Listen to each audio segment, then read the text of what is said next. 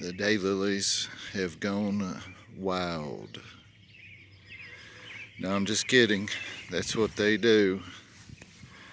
I'm making this little video so I can look back at it and try to see what's what.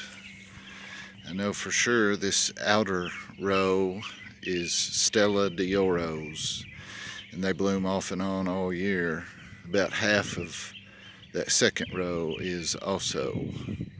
And then it looks like the next half is a mystery of various different ones mixed in there. But the Stella d'Oros overall do great because they're short, they're tough, and they bloom off and on spring through fall. But they are kind of common. They've been around for a while and a lot of people have them. I really like this pink with the peach center. And then of course there's somehow some odd stuff got mixed in there. And down there at the end of that row, I'm liking this one. I don't know what the name of it is. And whatever this is beside it is unique. Those are probably some odd ones that Dad mixed in.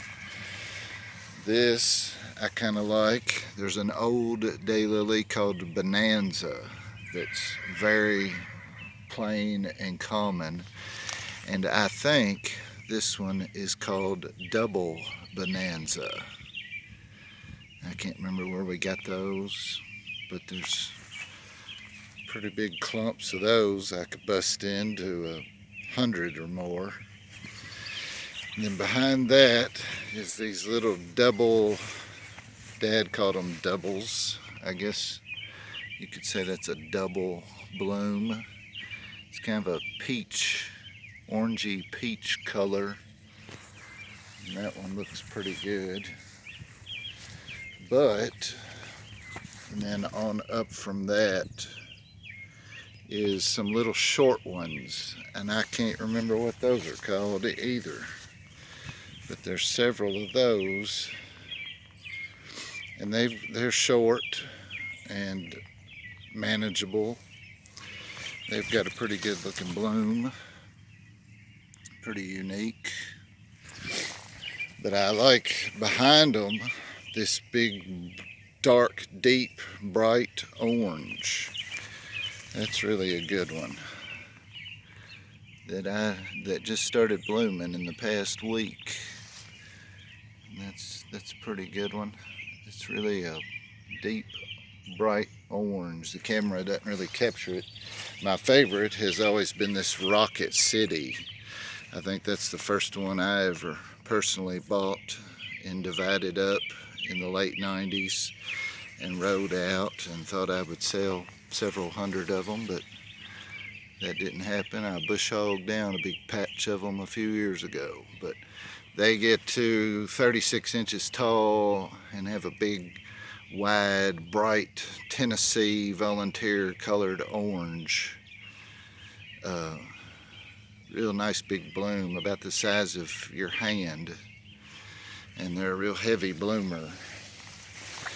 And so in beside them, that's a nice one too. It's kind of it's almost red looking at it here in real life with a yellowish center. And I'm not sure. I would really have to get out my labels. This could be the Double Bonanza right beside the Rocket City orange.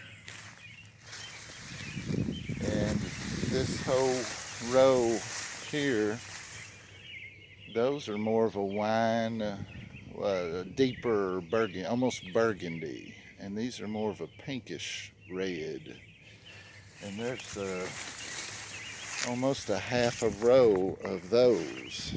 And they're short and blooming pretty heavy. So that one would be a good one to dig up. This one I think is called Mary Todd.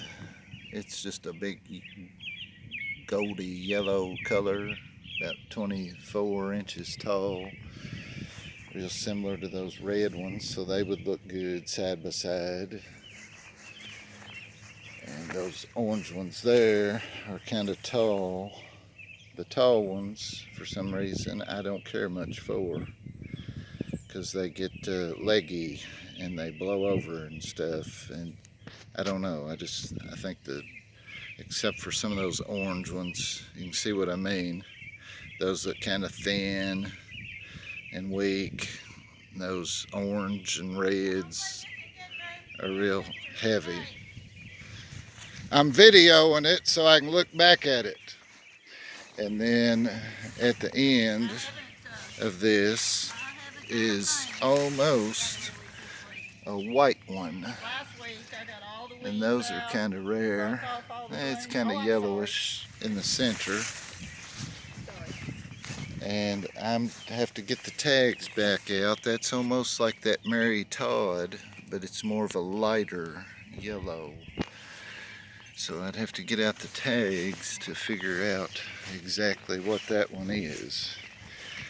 And this video got way too long for posting, but I'll be able to look back at it and try to plan ahead next year on maybe digging some of these up and dividing them out. And if I took my time and was patient, I could divide these out and plant. There'd probably be a few thousand of them, and I would be lucky if I sold a few hundred of them. So I don't want to waste my time, and would only want to grow the ones I could sell. And that's about all I can tell you right now about daylilies.